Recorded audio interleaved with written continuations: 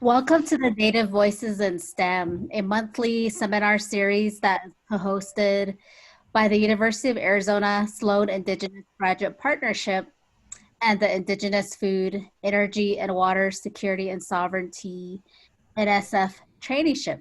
This year, we're pleased to partner with the University of Arizona School of Natural Resources and the Environment.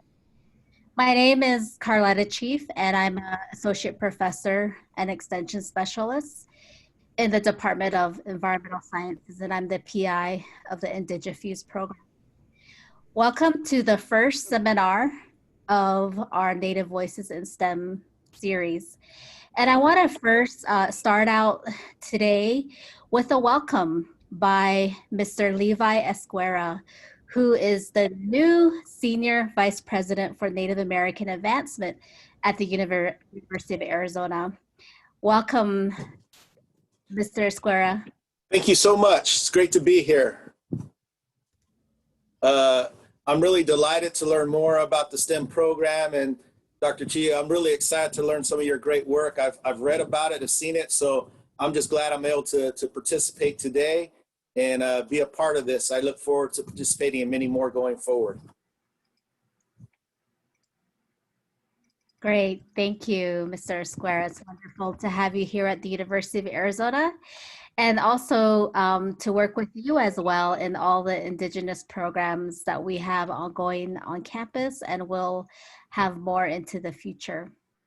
So at this time, I would like to introduce Cara Duncan, who will go ahead and do the introduction for Dr. Joseph Brewer. Thank you. Thank you very much, Carletta. And may I just ask my colleague, Torin Anderson, please to admit people in the waiting room while I'm speaking, because we still have people joining us. So very pleased to welcome Dr. Joseph Brewer to the conversation today. He's going to be speaking about Indigenous ecosystem stewardship. Dr. Brewer is Cherokee, Oglala, Lakota, and he is an associate professor of environmental studies and the director of Indigenous studies at the University of Kansas. He received his PhD in Arid Lands Resource Sciences from the University of Arizona, where he was a Sloan Scholar. And of course, the SIGP is our co-sponsor. So we're very pleased to have an alumnus with us today. He previously served as acting dean in the School of Natural and Social Sciences at Haskell Indian Nations University, and his research interests include natural resources management for American Indian and Alaskan Natives, energy sovereignty for American Indian tribes and Alaskan Natives, and the federally recognized Tribal Extension Program, the FERTEP, Indian land tenure, and how local and regional Indigenous knowledge informs state and federal natural resources management offices. So I welcome you, Dr. Brewer. Thank you for being with us today. Absolutely. Can you hear me? Loud and clear? Excellent. Yes. Really good. So I'm going to share my screen here in a couple of seconds in regards to the PowerPoint. But when I do that, when I share my screen and through PowerPoint, I'm not gonna be able to see anybody. So technology is great in that it allows us to connect to one another, but it's also interesting in that I like to see people and I like to interact with folks, and I like to see, facial expressions and things like that. But it looks as though I'm not going to be able to see any of that, so I'm going to go solo here for a little while. I just wanted to take a minute and thank Dr. Carletta Chief for inviting me to give this presentation today. I also wanted to thank the Sloan program. Without the Sloan program as a graduate student at the University of Arizona, I don't think I or my family would have been able to. My wife also finished her master's in higher education there at the University of Arizona. I don't think either of us would have been able to finish it. It provided a lot of scholarship money for us, and it relieved a lot of worries for us financially. And so I just want to say, a big thank you to the Sloan program, Maria Teresa Velez, who used to head up the program, Donna Treelor. I just want to say, a big thank you, a big shout out, thank you to them. I do see some familiar faces on here today, so I'd like to say hi to to everybody out there. I'm gonna go ahead and start my presenter view. Let me know if you can see it. It's okay.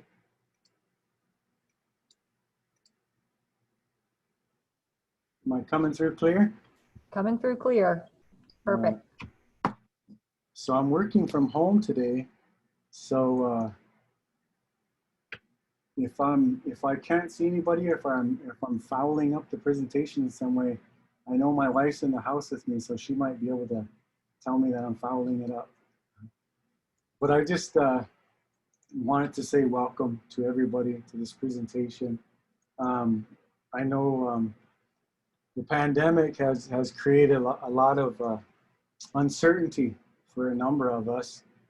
And, you know, I wanted to kind of give a shout out also to a lot of those students that are in Native communities around the United States and elsewhere in the world that are struggling to find adequate internet services, to attend meetings like this, to attend their daily classes and things of that nature. And I know Dr. Chief's program and others at the University of Arizona, as well as others around the US and the world are working to help those students find the appropriate internet measures so they can attend classes.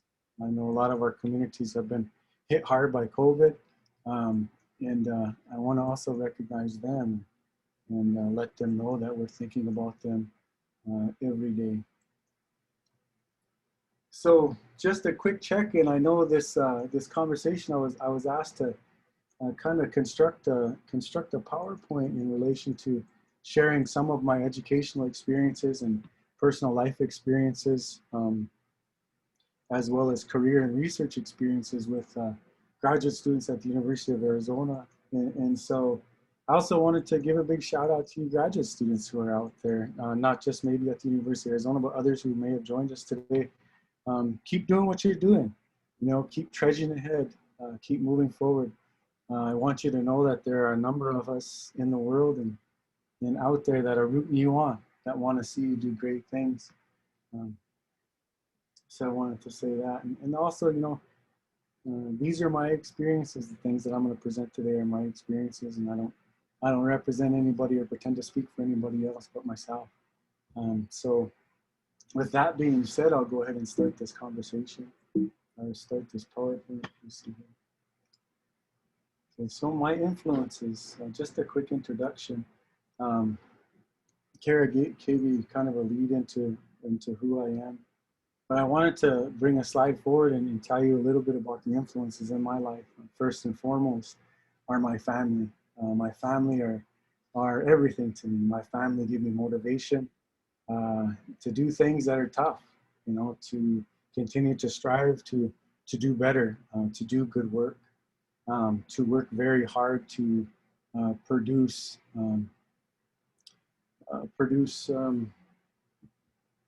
good projects for other Native communities.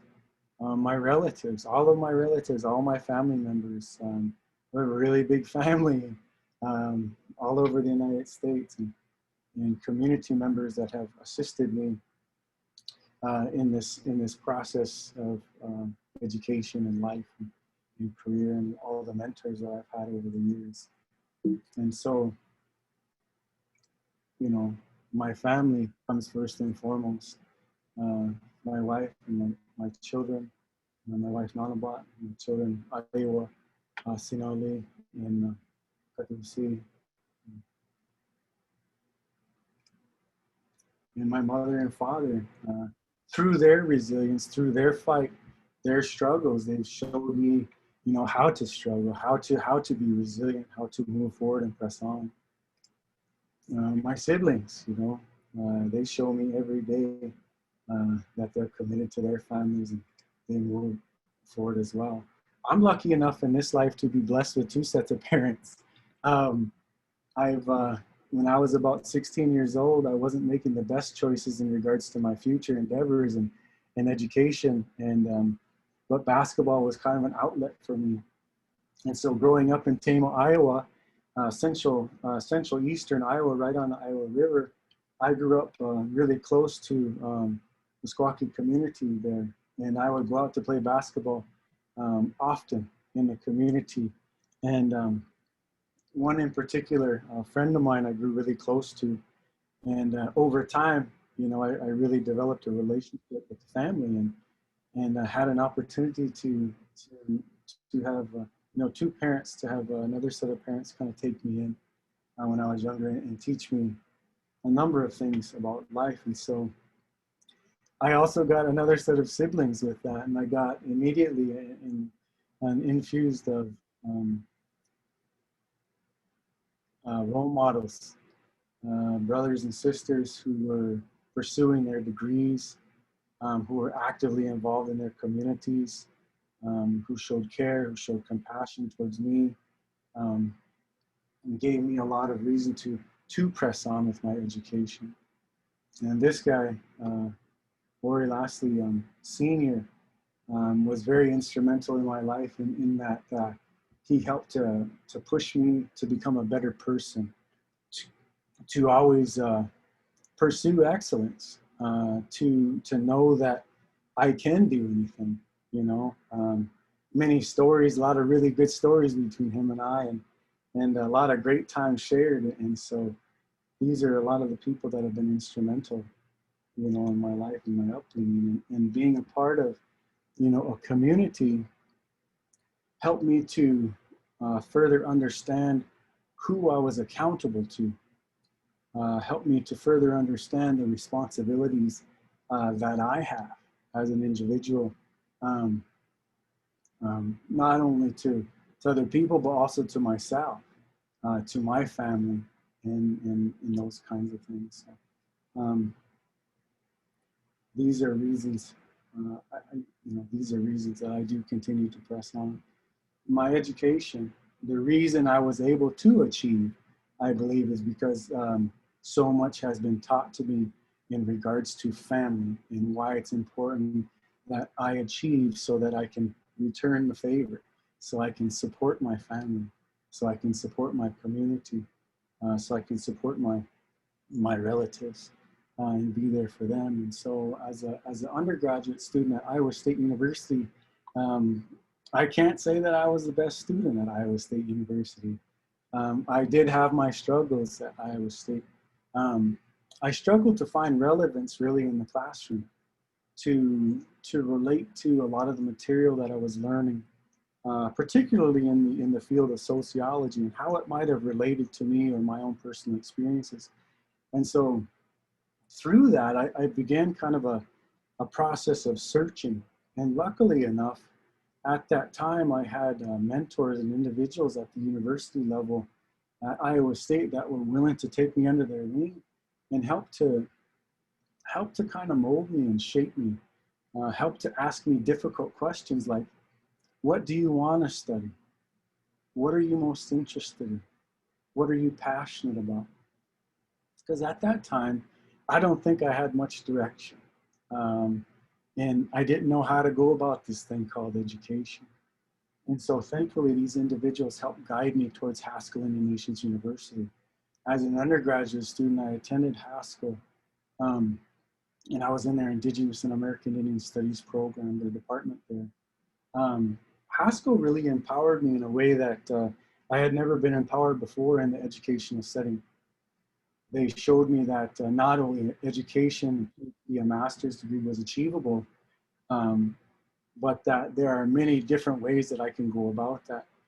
And there are a number of people and tribal communities and Indigenous people throughout the world that need allies, that need people that are helping to promote sovereignty, helping to promote self-determination.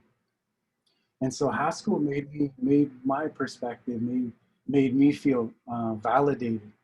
My ideas and my perspective were valid in the classroom, and not only were they valid, but they were encouraged. And I knew exactly why I was learning. I was so motivated after I left Haskell to get to graduate school that my last semester I had to transfer back to Iowa State to get closer to family. But my last semester at Iowa State, I took 28 credits my last semester. So I can, one, make up for the hole that I dug myself with my GPA. And number two, graduate and pursue and put a strong application out for graduate school. Luckily enough, I got into the University of Arizona, into the master's program in American Indian Studies. I was able to minor in law. And when I got to Arizona, I was so motivated. I was literally, when the decision-making process was happening in the admissions committee at the University of the American Indian Studies program, I was calling every week to see what my application status was. And sometimes I like to joke that I think I got in just because I was being annoying. I was being so persistent that I wanted them to, I let me in so bad that I continued to call them. But, I made good on, I tried very hard to make good on their acceptance of me as a graduate student. While I was in my master's degree program, I was approached by various individuals in the College of Agriculture and Life Sciences.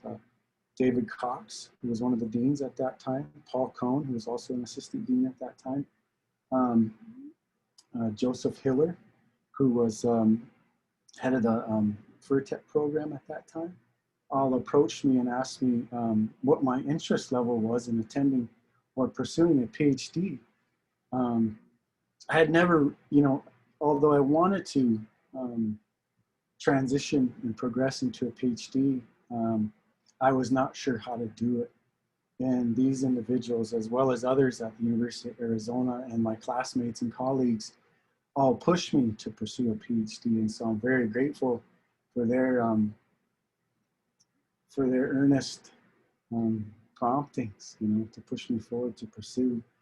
And so really, like for me, in reflection, talks like this, when they ask you to kind of reflect on your experiences moving forward, talks like this help me understand, anyways, my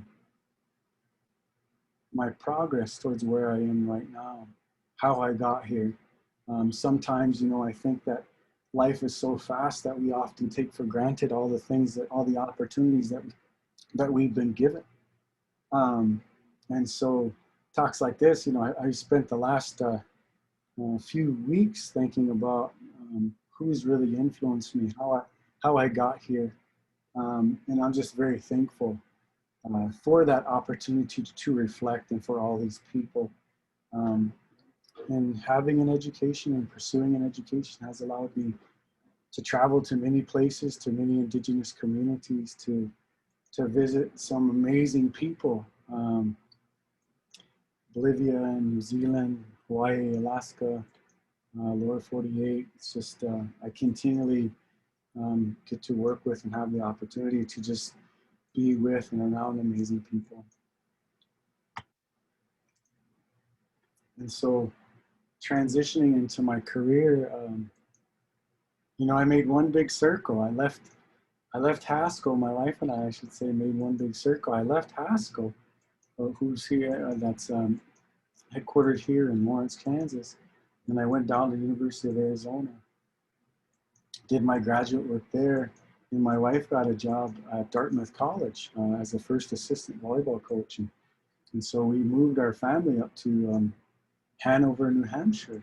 And luckily at that time, I had not finished my PhD, but luckily at that time, American Indian Studies Department allowed me to have a tribal scholar in residence, financial aid application based, or financial aid, and supported me and paid for some of my dissertation research, or paid me to finish my dissertation in a lot of ways. And so I'm very thankful for that. And we were at Dartmouth for 3 years. They were great years. I also worked as associate director of the American programs there, and met a lot of great people. Some of them I've seen tune in here to this talk today, so I'm really happy to see them.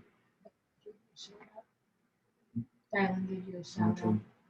Yeah, a lot of people, a lot of great people, a lot of great students, and so from Dartmouth College, I really wanted to support my wife in her goals, and her goals were to be a Division I college volleyball coach. And so she applied to South Dakota State University to be their head volleyball coach.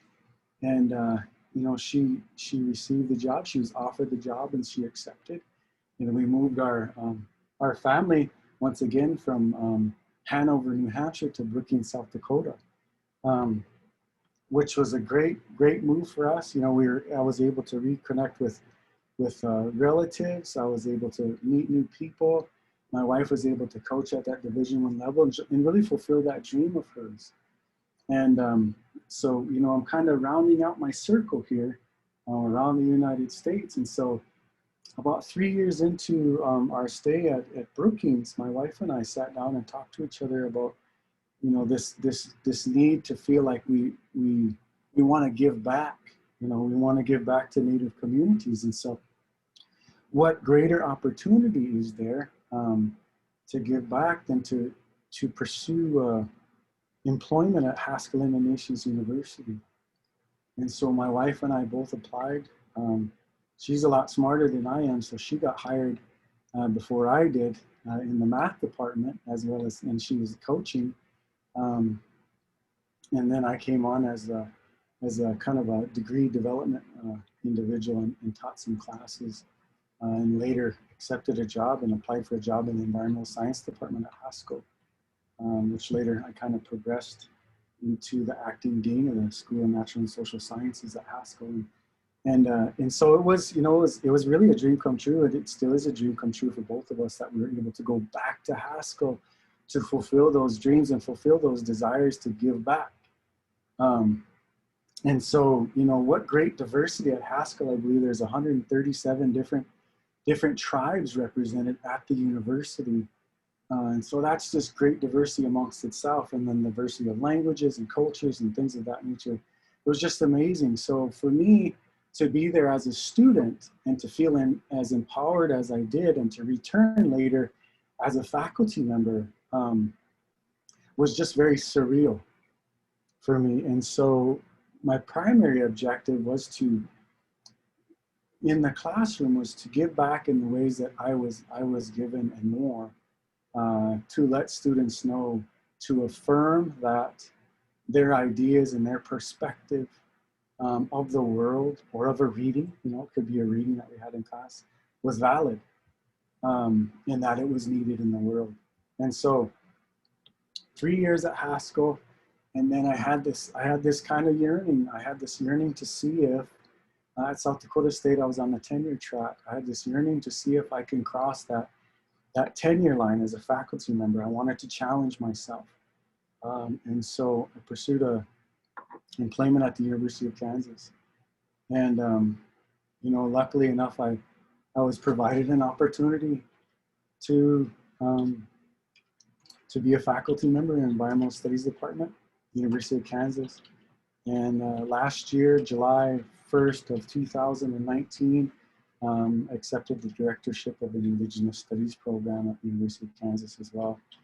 And so, you know, I just feel really grateful for these opportunities.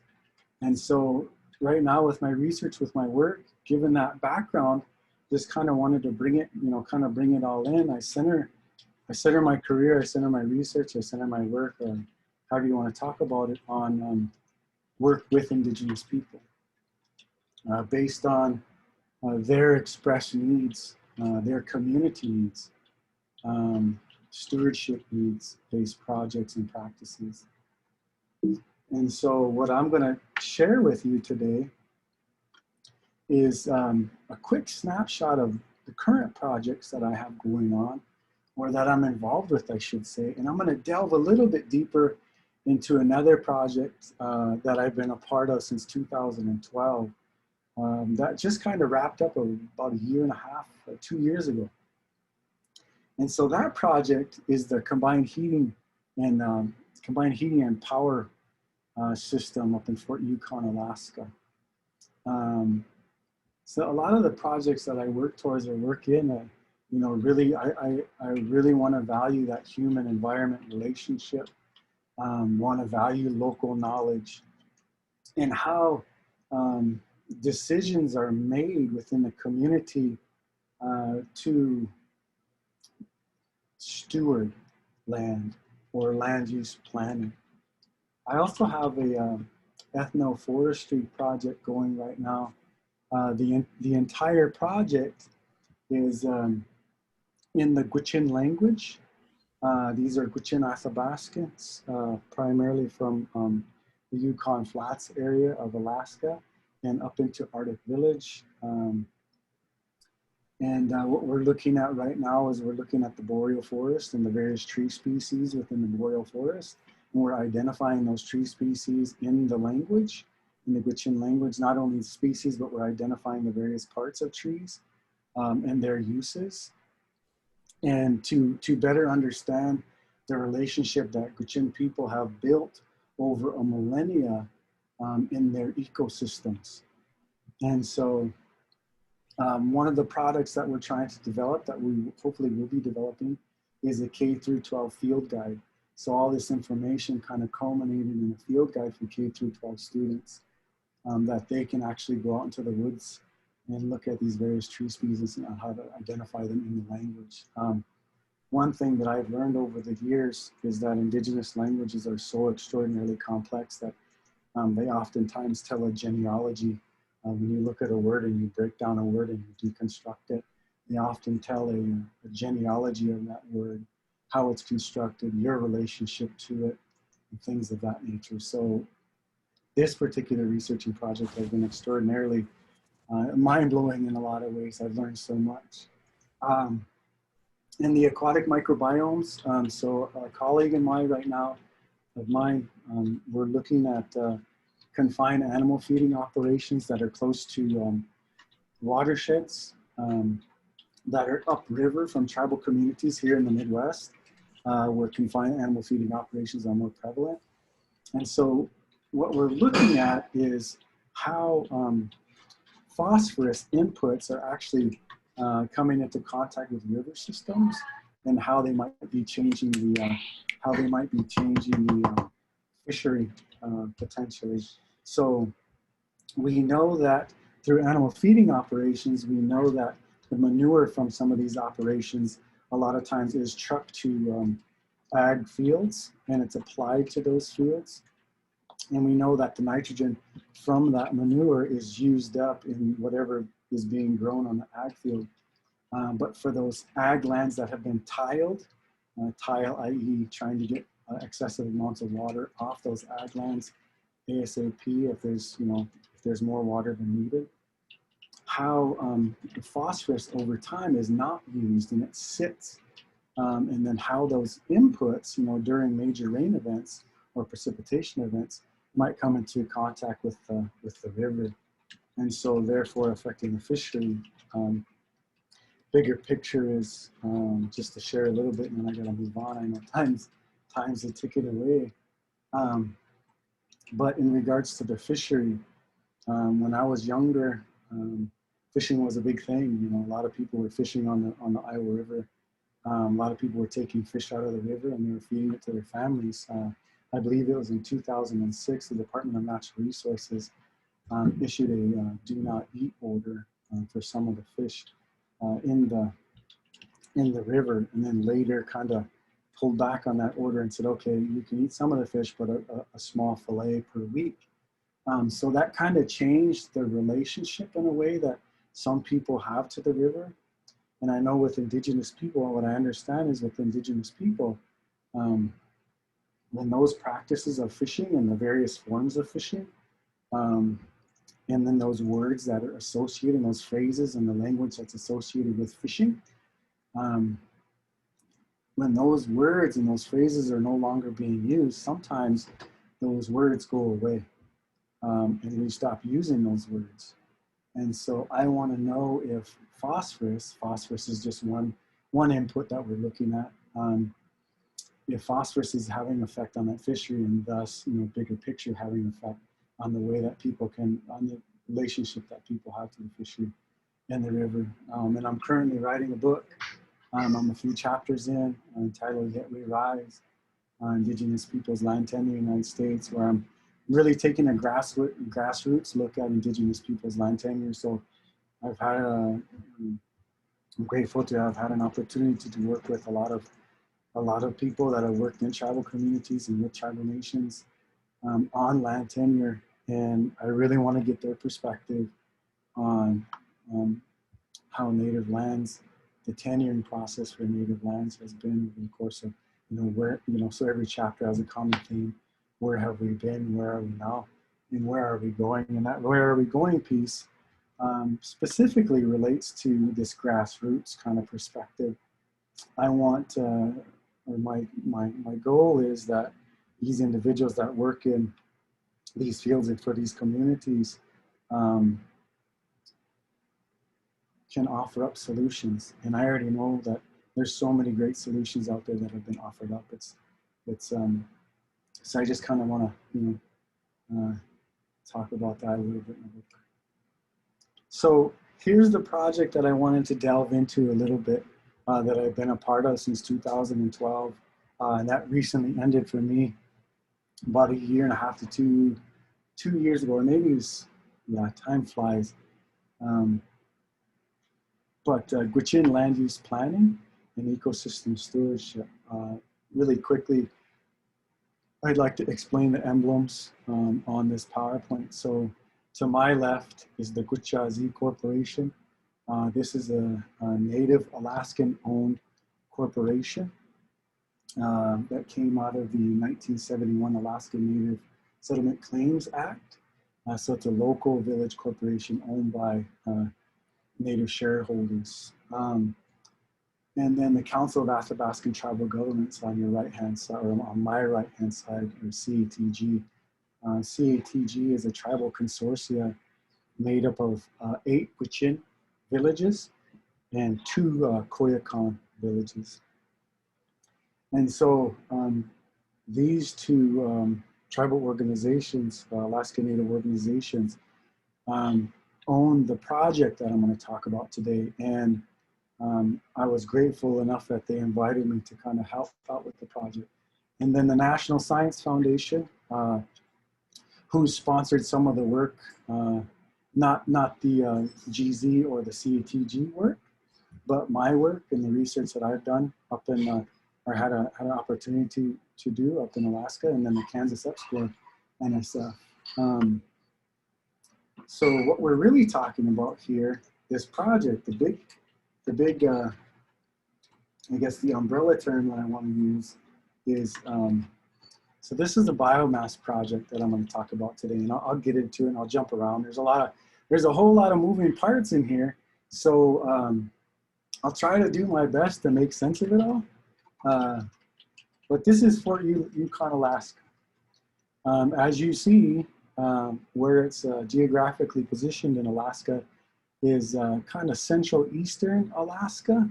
It sits above the Arctic Circle. Just to give you an idea, Fort Yukon does see some extreme weathers as far as temperature is concerned. And so the record low in Fort Yukon is -72 degrees Fahrenheit.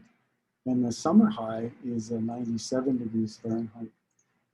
Fort Yukon is completely off the grid. So that means that there's no other adjoining townships or cities or anything like that that run power, for example, to Fort Yukon. Fort Yukon handles its own power systems and capacities and things of that nature. And the only way into Fort Yukon being off the grid is by plane, by boat, or by snow machine in the winter time. And so Fort Yukon sits at the convergence of the Porcupine and the Yukon River. The Yukon River is a massive river, and the Porcupine is a huge river as well. Even for places, I'm close to the Missouri River here and the Kansas River here, which are good-sized rivers. Yukon just kind of dwarfs that. So the Yukon, I believe, it's 300,000 cubic feet per second drainage. And it's one of the only, this river of its size, there's no dams on it, it's ungirdled. And so it's an amazing river. And as you look at the Yukon River and you see all the various braids in the river, you know, from one braid to another on the other side of the bank, it could be, you know, 2 miles or plus sometimes. And so the Yukon is an ever-changing entity. And what I mean by that is that the Yukon River, so I'll back up here real quick. Some of these islands that you see in the middle of the river, those can change from season to season depending on how intense the breakup is, the spring breakup of the river, and the ice flowing down the river, and how much water is in the channel at one time. So a little bit more about this integrated biomass program. So biomass, when I'm referring to biomass, I'm referring to wood and wood chips that are being fed through a combined heating system. So Fort Yukon, the GZ, Guchazi Corporation and the Council of Athabascan Tribal Governments wanted to create a brand new combined heating power facility. So the combined heating part is wood chip fired boilers, right, and diesel fired generators. And so at peak winter months when it's really cold, and some of those a lot of that diesel fuel that these generators run off of is really burning through the fuel, what's going to happen is, the idea is to combine that heat. So use the boilers that the wood chips are fired in and push heat into a combined heating pipe that pushes out to the village. And I'll kind of define a little bit more. There's about 6 to 10 buildings, specifically commercially based buildings that GZ is selling heat to right now. So it's pretty awesome. It's a pretty dynamic project. And so you have rural economic development and the idea that you know, some of this heat is going to be sold to commercial facilities, commercial buildings, federal and state buildings inside the village. You have energy cost reductions. So the money that was being spent on low sulfur diesel fuel can be offset by the wood chips. And some of that money that's no longer spent can go towards something else. Wildfire mitigation. So I'll talk a little bit more about that later. That's a piece of the project that I've been a part of. Environmental improvement, I've been a part of that. I'll talk about that as well. Habitat enhancement, I've been a part of that. I'll talk about that. The only 2 things I really haven't been a part of is the rural economic development, and that's kind of not my forte, and I don't think anybody wants me to build a heating sales agreement or anything of that nature. So, and energy cost reduction as well, that, you know, they're specialists for those types of things, and it's been great to work with them. And so initially I came onto this project to test the field methods that had been developed in relation to identifying the wood, specifically cottonwood stands, up and down the Yukon River on lands that GZ and CATG had access to. And from that initial relationship that was created, I was brought on board by one of my buddies. He said, "Hey, can you come up?" We sat on a national board together, and he said, "Can you come up and look at our field methods and kind of test them?" And so from that initial visit, a number of things spun out of that, and I'm just really happy to have been a part of it. And so this seems pretty straightforward, you know, when I presented in a PowerPoint presentation, especially for graduate students out there. You know, when I present this in a PowerPoint presentation, it might seem pretty straightforward, but the actuality of this is that this is extraordinarily complex. And I'm going to present some of those complexities to you today, just so you kind of get an idea of the amount of work that goes into a project like this. And on top of that, just so you get an idea of how tenacious the people that ran these projects are, and how extraordinarily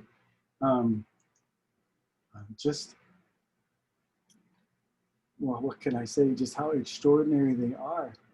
So this, to me, in my opinion, and my perspective, this kind of a project is sovereignty and self-determination in action. And so another, we'll kind of keep narrowing down in this overview of the project. And so if you read some of these bullet points, this is the primary reason I wanted to be so involved in this project. And I kind of fell in love with this project over the course of, the years that I was able to be on this project. And so, not only are we creating this combined heating power, not only are they combining this, or creating this combined heating and power facility, but they're also, they're also providing training for folks in the village. So they provided certificates, so forestry, basic forestry skills certificates, chainsaw skills certificates, heavy machinery skills certificates. And so the folks that wanted to work on the project as operators of the project when the wood was harvested had to have this training. And so a few people actually did take advantage of these trainings. And not only does this training apply to this biomass project, combined heating, but it also speaks to other employment opportunities for village residents. And so it's given that the goals of this program are so community oriented, where I really just wanted to be a part of it, and I was so happy to be a part of it. And so some of the fuel logistics I wanted to talk about really quickly, and I'll kind of get in a little bit more into these broader goals.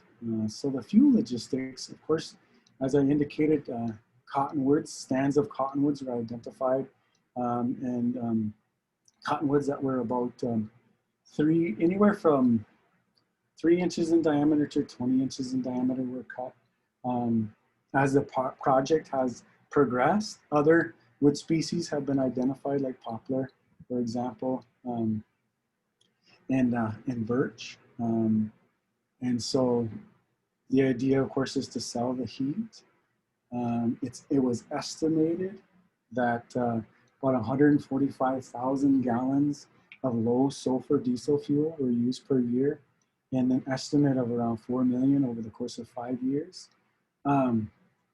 The goal was, an estimated goal was to offset those yearly averages, yearly estimates by 78,000 gallons per year, which is an extraordinary but a great goal.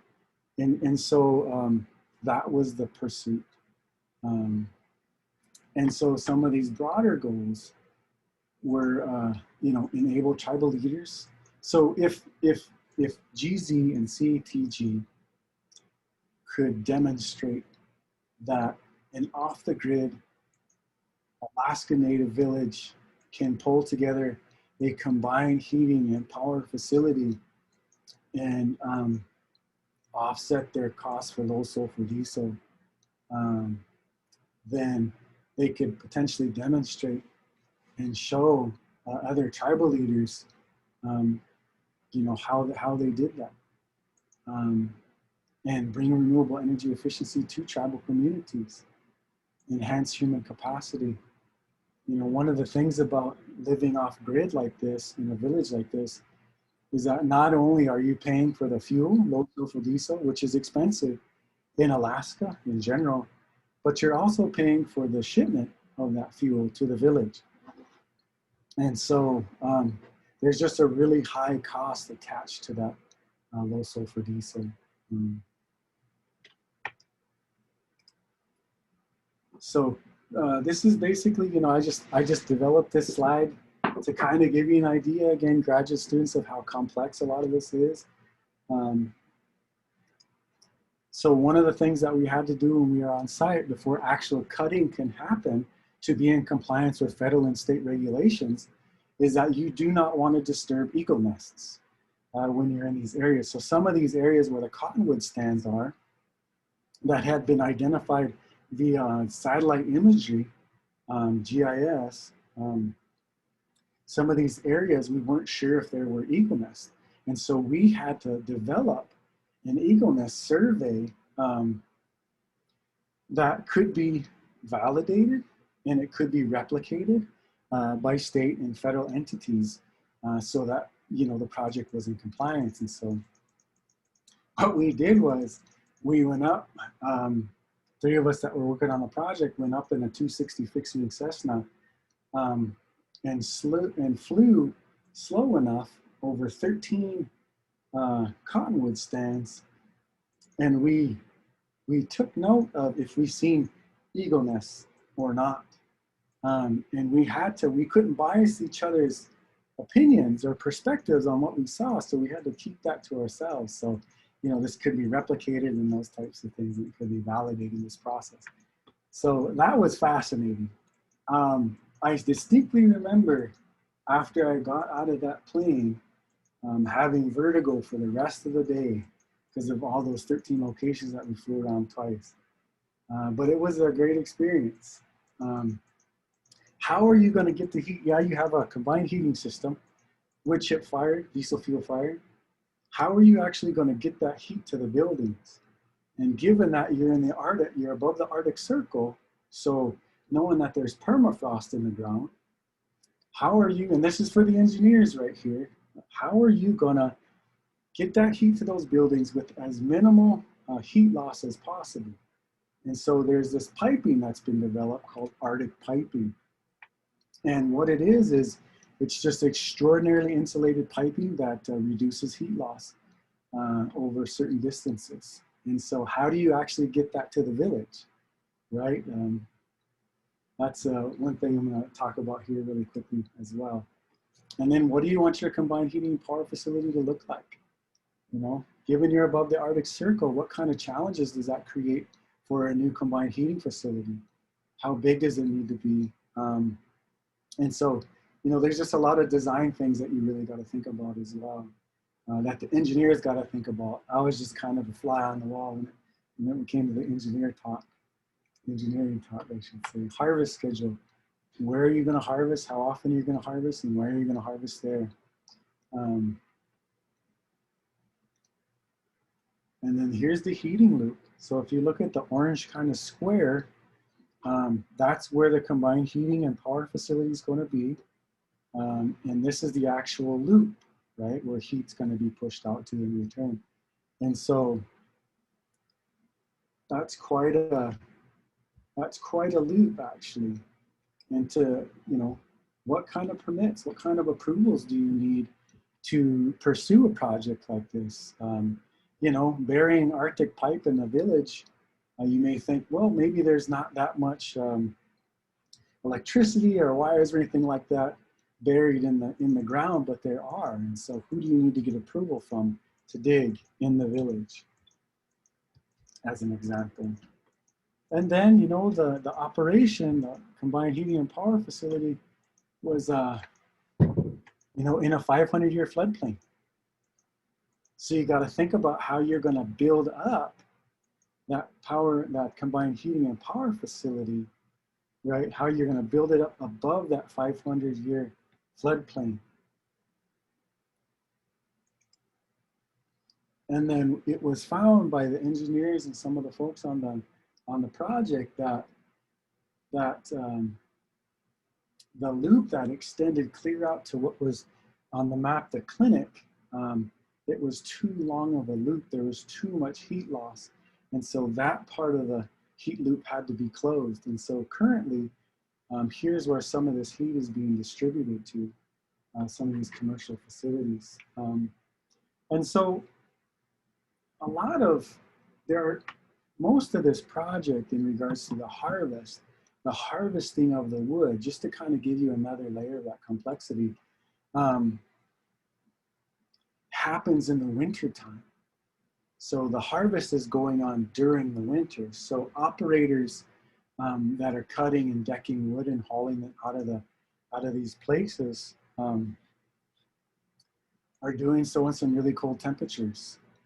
But in order for this project to operate and be in compliance again, it had to be done in the winter because, and this is just to kind of show you this wood chip. This is the wood chip bin, and I'll get back to my point, but this is the wood chip bin. And this is one of the ways that heavy equipment is actually hauled to Fort Yukon is via barge. Some of that equipment comes from all over the world. It goes to Seattle up to other places in Alaska, and the barge has got to go down and get it one piece of equipment at a time. So it's really complex. But back to my point about the harvest, I'll start digging into the harvest a little bit more because I had more experience with that. You know, you're constantly thinking about the watersheds and waterways that you're crossing with heavy equipment and how cold it is outside. Is the ground frozen? Because in order to be in compliance in this project, we don't want to disrupt and we don't want to disturb or degrade any watersheds, any wetlands, any you know, upland grass areas or anything of that nature. So we have to operate in the wintertime. Operators have to operate in the wintertime. So if you look at this particular map right here, initially in the environmental assessment that was produced in 2013, the draft assessment, there were 13 locations identified of where, you know, a significant amount of cottonwood stands were. And these were identified primarily using geographic information systems, or GIS, satellite imagery. And so in that satellite imagery, one of the ways that we can point out, we can see that cottonwood stands are prevalent in an area in the boreal forest is because they have one of the biggest, if not the biggest, canopies in the boreal forest. So they're pretty easy to pick out. But with that being said, I'm a big fan of ground truthing everything that we see in a satellite image. So I like to visit these places and make sure what we're seeing in the satellite, excuse me, we're actually seeing on the ground. And so, so these are the harvest areas. Here's the harvest plan, just to kind of give you an idea of what the plan looks like, how often you're going back to this particular area, how much acreage has been identified. So some of these acreage totals that were taken from the environmental assessment in 2013, the draft assessment, actually changed because things had to be ground truth, of course. And you know, some of those wood species and availability have changed as well over time. And so we studied everything that we could when that initial harvest took place in 2013. Not only were we studying the wood, and then we had gone out there, particularly in harvest area 1. Let me show you. So harvest area 1, right there. Pay attention to that because we'll come back to that. But in harvest area 1, where the first harvest took place, we wanted to understand, because this is the first time, of course, operating a project like this. So we really wanted to understand the intricacies and the logistics of doing a project like this. So how much time did it take to harvest? How many hours per day? How much fuel consumption? How many acres per day? What's the moisture content of the wood that we're cutting? Because in order for the boilers to burn more efficiently, the moisture content of the wood chips has to be, I think, around about 34%, right in there, in order to get maximum efficiency out of the wood chips. And one of the more fascinating experience I had during this project when we were studying the logistics is also to looking and thinking about and working with the operators. The operators, every one of the operators on this project, and here's a picture of us doing some forestry training with one of the folks there in the village. But the operators, here's one of the operators here. Here's some of the heavy equipment that we had. Another operator, some more heavy equipment. And so everybody gets trained and certified in these things, forestry, heavy equipment, and whatnot. But the local knowledge that helped to advise the decision-making process in the project was extraordinary. Individuals that had lived in this environment for so long were able to kind of evaluate, you know, when the ground was frozen, when it wasn't frozen, different kind of weather patterns, climate over time, and kind of their experience over a lifetime. Snowpack upriver and how that snowpack upriver was going to affect the way that these areas along the Yukon River would flood and wouldn't flood, and how that might affect the wood harvest. And so there was just some extraordinary conversations that I was able to have with a lot of the operators in regards to decision-making processes that they went through when they were in the harvest.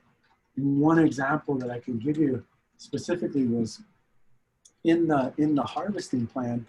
You know, there's always this perspective of, you know, we want to have a contingency plan just in case the harvesters see something that nobody else sees. Just gonna give them enough space and room to make decisions, you know, the right decisions that are based off of their experiences. And so they were initially, the idea was to cut and deck some of the wood on site and then haul it weekly or bi-weekly, because one of the fears was that at the end of the harvest season, when the spring came around and the spring flood, you know, was happening, that flood might come over the bank and might take all that wood. And so we wanted to get the wood out of there and get it drying in another location. And so the harvesters at that time during the harvest season made a decision to cut and deck on site and keep it on site. And so I remember I was in a meeting in Minneapolis and I was chatting with the folks. Joe, I'm sorry, this is Cara. I'm sorry to interrupt you. There are about 2 minutes left in the seminar.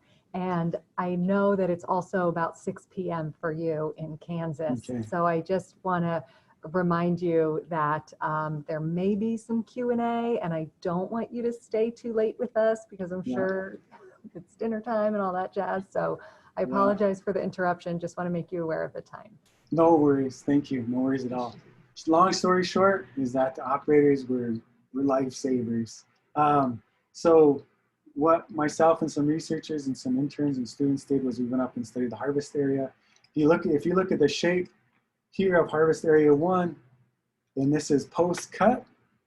If you look at the thinning of that area and what that looked like, they did a pretty good job, pretty darn good job. Here's a picture of some of the wood yard. Here's the perimeter of the harvest area as we started to study. And then habitat compliance, as I said, you know, fire and habitat compliance. And so the whole MO of a cottonwood a lot of times is to get up quick, put out its canopy, shade out the understory, but then that doesn't create a good environment for herbivores. And so we wanted to take that canopy away in a lot of places, create that understory for grazing, to bring back herbivores to these areas. And so in order to do that, we had to go look and see if there's habitat enhancement. Also associated with cottonwoods, you know, dying at a young age, or younger age, I should say, is that leaves a lot of fuel on the ground for wildfires. And so we put out a grid right here. In that grid, we did fixed area plots. We did a rangeland study to see what vegetation was coming back. And we're doing pretty good. They're doing pretty good. The land's doing pretty good.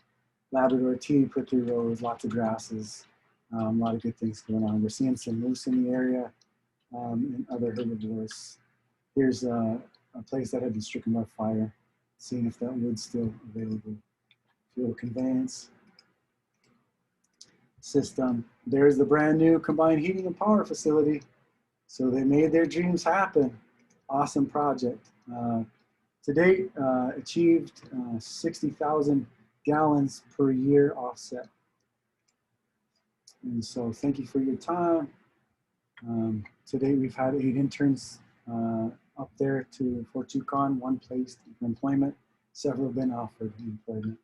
So sorry to take up so much time. Any questions?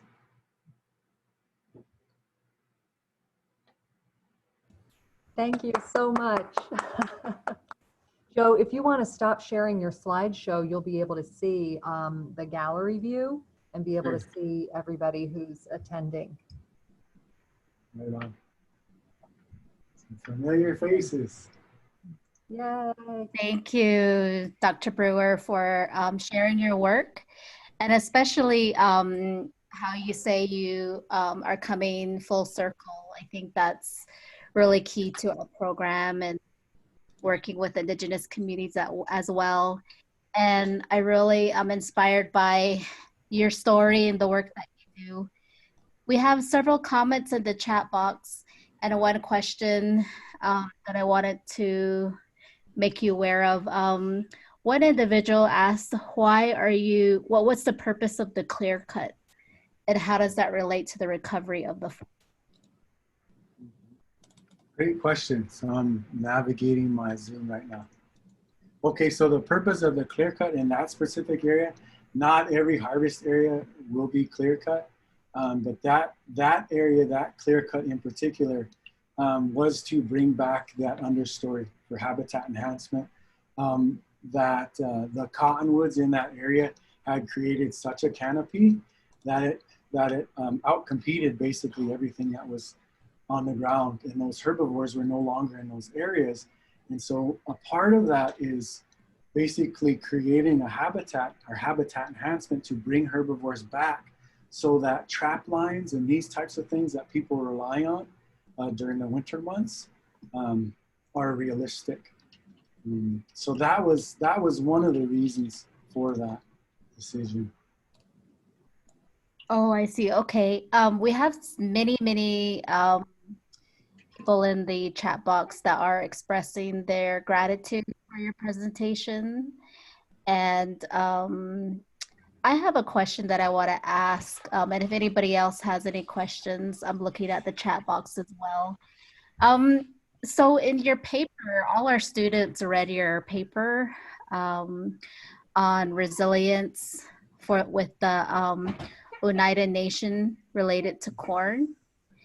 And my question was, in that research line of resilience, in your new work with the Gwich'in Nation, how do you see that defined for the community that you're working with?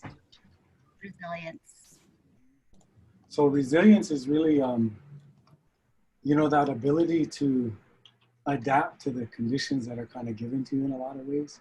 And the Gwich'in people in Alaska have been adapting to extraordinary, weather shifts, climate variability, and all kinds of things. And so their society over time has adapted. I'm seeing resilience as a common thread, in a lot of the communities that I work with, or have an opportunity to work with. And I don't know if I specifically answered your question. Were you asking particularly about Alaska or Oneida? Oh, about the Gwich'in, with the Gwich'in community. Mm-hmm. Yeah, and so to me, the fact that the Gwich'in Corporation and the Council of Athabascan Tribal Governments is making a conscious decision to go away from unsustainable, non-renewable fuel sources and kind of, promote their own path, kind of take this risk. And I might add that this entire project on their end was grant funded and by various entities. So they were up against a number of different timelines and things like that. And still they just, they persisted, they're resilient in regards to their commitment to provide cleaner energy or a more renewable energy source for their community, and the ability to kind of sell that heat as well. And so resilience is just such a common thread in most everything, in my opinion, that I've witnessed and experienced in Fort Yukon and other villages in Alaska, just is an ongoing thematic. Yeah, that's so true. Resilience definitely is something that is community-based. So thank you for all your work and sharing with us today. And I know the students really appreciated it. And is it okay to share your contact information with the students in case they would like to follow up with you? Yeah, absolutely, no worries. Okay, great. Please do keep in touch. So thank you so much. Let's just all thank Dr. Brewer. I think there's some emojis you can use on the reactions tab. So since we're all virtually located. So thank you, Dr. Brewer. And it's wonderful to see you again virtually. Thank you for being our first speaker in Native Voices in STEM. And for all those attending, I'm going to invite you to the next seminar, which will be by Dr. Andrew Curley from the University of Arizona at this same link. Thank you. Thank you all. It's great to see everybody. Appreciate your time.